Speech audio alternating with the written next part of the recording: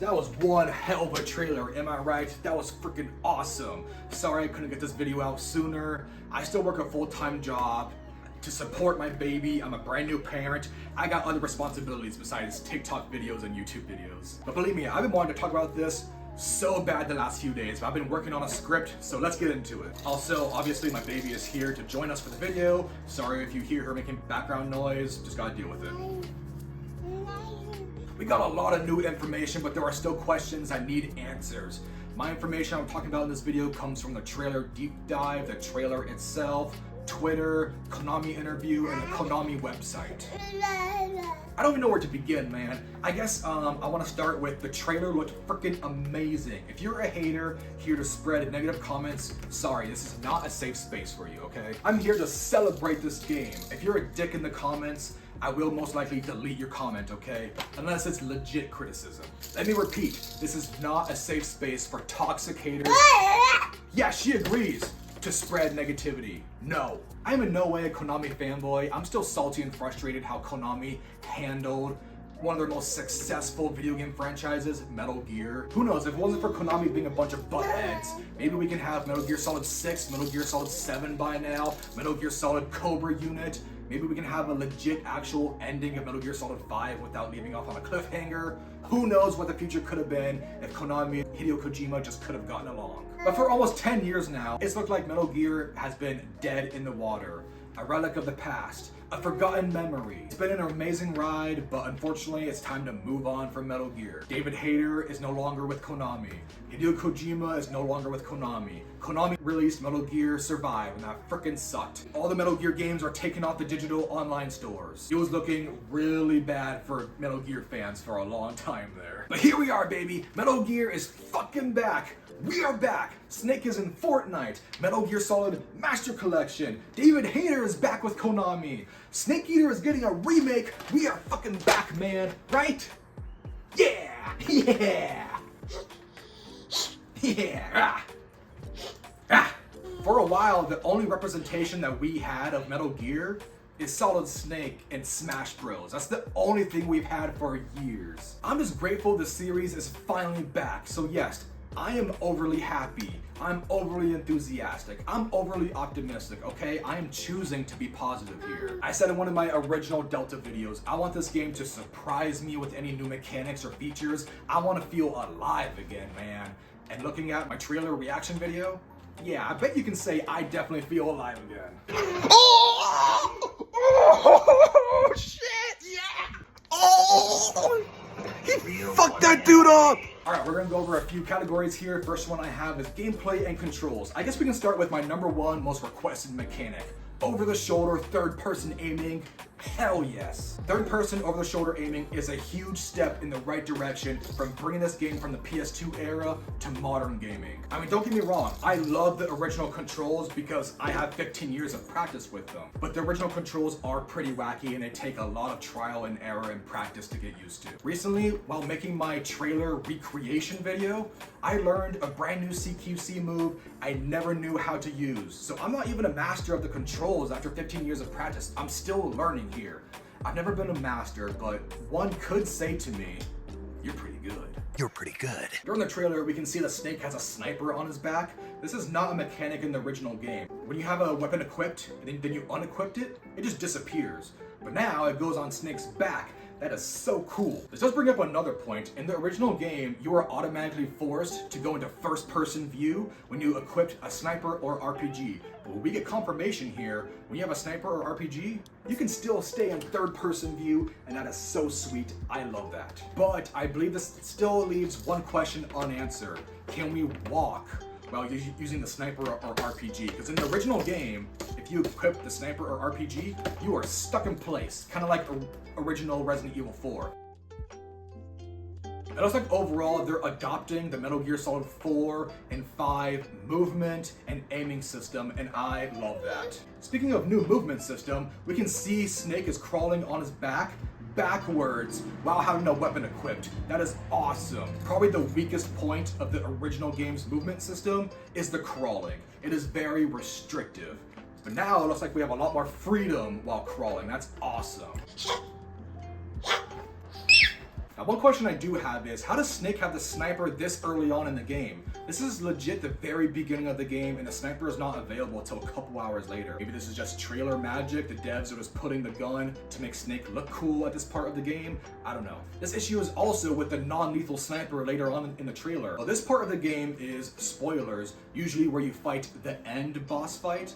But if you kill the end earlier in the game, it's then replaced with the Ocelot unit, which is what we see here. We're fighting the Ocelot unit here at this point in the game. But this sniper that Snake is using is only available if you defeat the end non-lethally, then he gives you this sniper. How does Snake have this sniper? Like before, it could just be trailer magic. Going back to the sniper, this trailer taught me a mechanic I never knew after playing this game for over 15 years. You can walk on the roof beam right there. That is so cool. I never knew that before. That's awesome. Now, probably my favorite part of this trailer is the new CQC moves and combos, man. They're freaking awesome. Punched that guy in the face and blood went flying. Then he threw him to the ground. Then he got that other guy and threw his knee into his stomach and then body slammed him to the ground. That was awesome, man. I really wanted new CQC moves because the original game, the CQC can be pretty standard and kind of basic. I was hoping for like CQC from Metal Gear Solid 5. Now, I can't tell if there's a sprint added to the game. For a brief second, it looks like Snake is sprinting before he does a dive roll. It looks like he's sprinting, but I can't tell. And then it got me thinking, does this game even need a sprint button? And I thought long and hard about this, and my answer is no. Unless they open up the areas and make them bigger and more expanded upon, then maybe a sprint would be okay, but the way the areas are now, it would kill the pacing of the game if they added a sprint. Metal Gear Solid 4 didn't even have a sprint, and their areas were huge. So, alright, that's everything for gameplay. Now I'm going to graphics and visuals. One thing I noticed with the over-the-shoulder aiming, and throughout the whole trailer, the on-screen icons and HUD is not present. There aren't even crosshairs while aiming the weapons. Now, of course, this just could be trailer magic. They want to keep the screen as clear as possible to just show you all the cool visuals and everything. But this got me thinking, I would love to have this as an option in the game, as an optional setting. Make the entire screen clear. No icons, no HUD, nothing. I want it to be like an immersive experience. That'd be so cool. We learned of 2 new features in the game to give a more authentic original feel as well. This is called Legacy Setting, I believe. It gives the green and yellow filter over the whole game, like the original game. And it also gives the original fixed over the head camera view as well. We can debate all day long which looks better, the filter or the non-filter. It doesn't really matter. There's no real answer. It's all just preference. Like, I prefer the non-filter. I already had the original game for 15 years with that filter turned on. I couldn't turn it off. So if I'm doing a new experience, I don't really want that filter. I want a brand new experience for this remake, you know what I'm saying? Now, during the crawling backwards scene, we can see that Snake is completely covered in mud, head to toe. I can't even see what outfit he's wearing. Now, this got me thinking, is this gonna help the camo index? Like, is this gonna help it or make it worse? Like, if he's covered in mud, crawling through mud, does that help us camo-wise? Like, blend into the environment better? Same thing with like leaves. If we like lay down in some leaves, would the leaves like stick to us and like help our camo? That'd be pretty cool. I'm wondering about that. Next thing I noticed is all the animals. The Markhor has a huge freaking beard, man. That's awesome. All the animals are getting updated to look more realistic, and I love it. Environments and locations of the game seem to be a legit copy and paste of the original game, which is a good thing if they're making a faithful remake of the game. But personally, I would like to have the areas expanded upon and made a little bigger, just a little bit.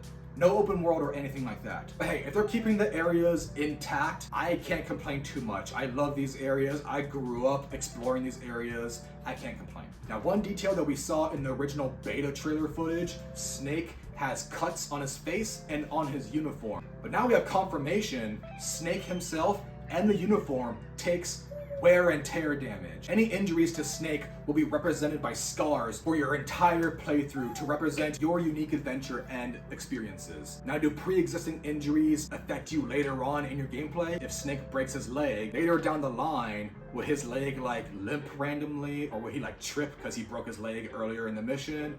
Will these pre-existing injuries affect gameplay? I want to know about that. That would be kind of cool. Now, uniforms are still up in the air. Uniforms take damage, but we don't know to what extent. Do they regenerate over time?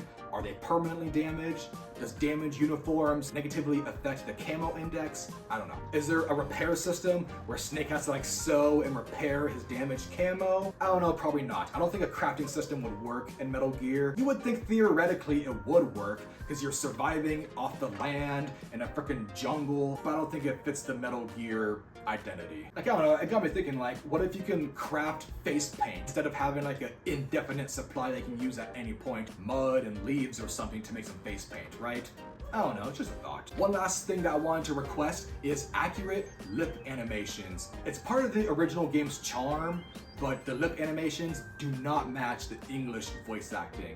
I think the lip animations are the original Japanese dialogue, so it looks goofy when you have the original Japanese dialogue lip animations with English dialogue. It just doesn't fit very well. But like I said, over the years, I've grown to love it. It's part of the game's charm. But now we have confirmation the words actually match the lip animations. That's pretty sweet. Commencing virtuous mission now. All right, last category we have is behind the scenes information. Speaking of different languages, I love that the Master Collection included the original Japanese version of Metal Gear Solid 3, but it has Japanese dialogue and Japanese subtitles. There's no English subtitles.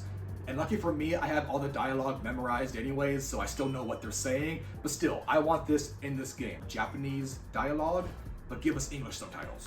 And staying on the topic of voices, we already knew they planned on using the original dialogue from the original Snake Eater in this remake. And Konami confirmed the original audio is now enhanced with modern technology. And the Major Zero voice actor reported he had recorded new lines to help explain the controls the game has to offer. This is pretty cool because I was wondering, like, how many new mechanics and systems and controls can they add to the game without new voice lines? Your radio team explains literally everything to you in this game. It brought back the original Zero voice actor, which is sick.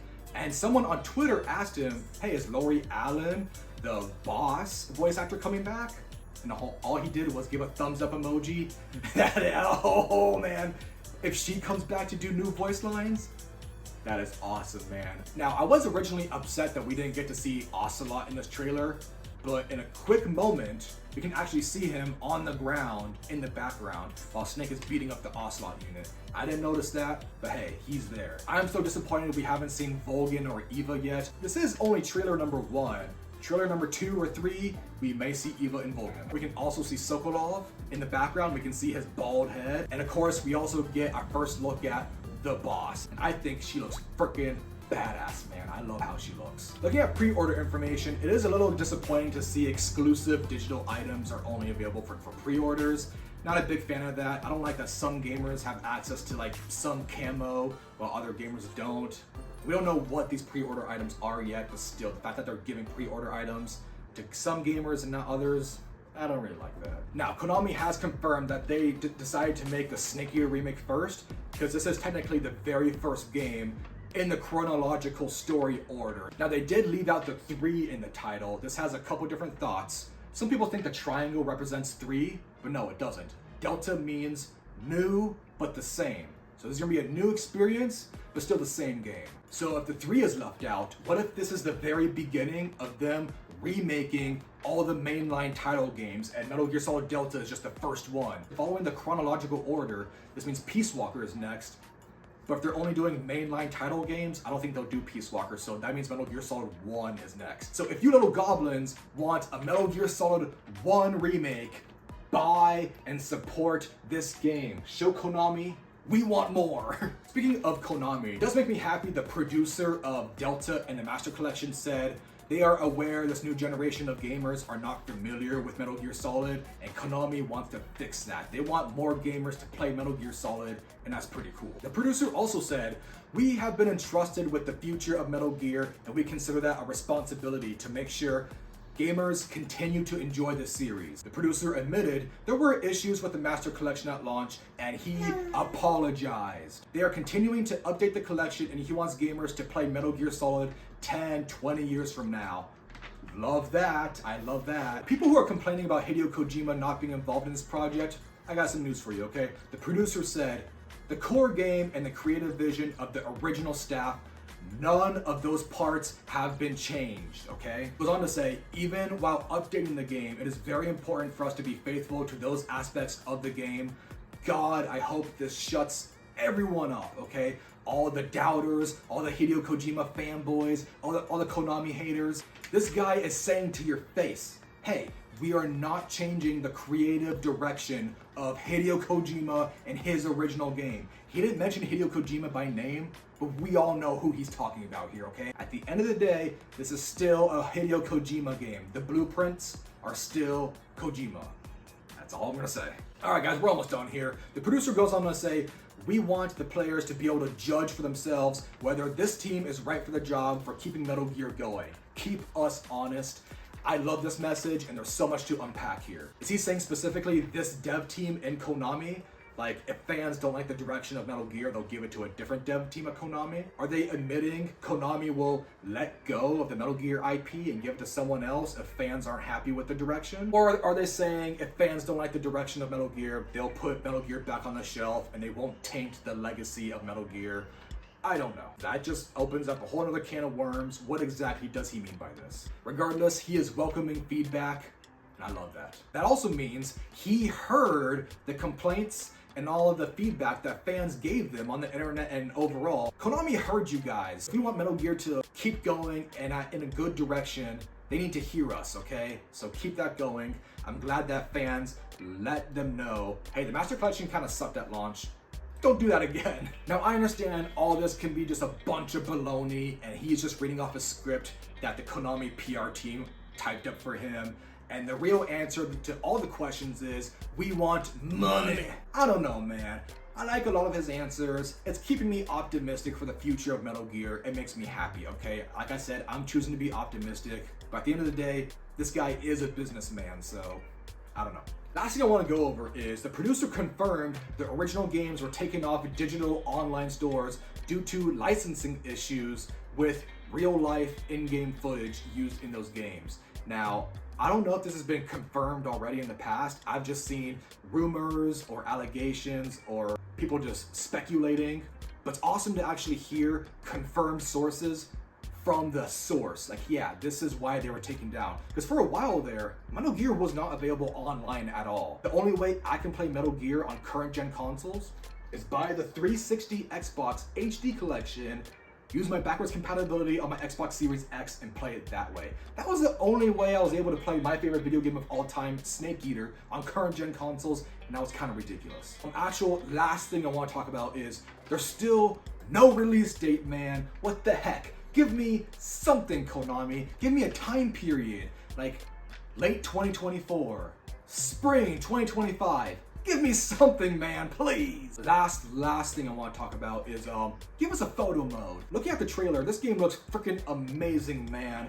And the graphics are from the Unreal Engine 5. We need a photo mode, okay? This game looks too damn good to not have a photo mode. Like, I want to take pictures of like the animals and stuff, and boss fights, the Shagohod, everything. Eva. Last thing, I promise. I want them to credit Hideo Kojima in one way or another in this game. Like, when you open up Metal Gear Solid 3, the opening title says a Hideo Kojima game. I seriously doubt they'll include that in this. Somewhere in the credits, I want to see influenced by a Hideo Kojima game or inspired by a Hideo Kojima game. I hope Konami isn't that petty. I hope they credit Hideo Kojima somewhere, because he deserves credit somewhere. Alright guys, that's everything I got, I think. I don't think I forgot anything. Please let me know your thoughts about the trailer. Remember, no negativity. We're trying to be positive here. Unless you have legit criticism, then whatever, man. This is America. You can have free speech if you want, but this is my YouTube and TikTok channel, so I can delete your comments if I want. Bye, guys. Bye. Bye. Look how cute this baby is.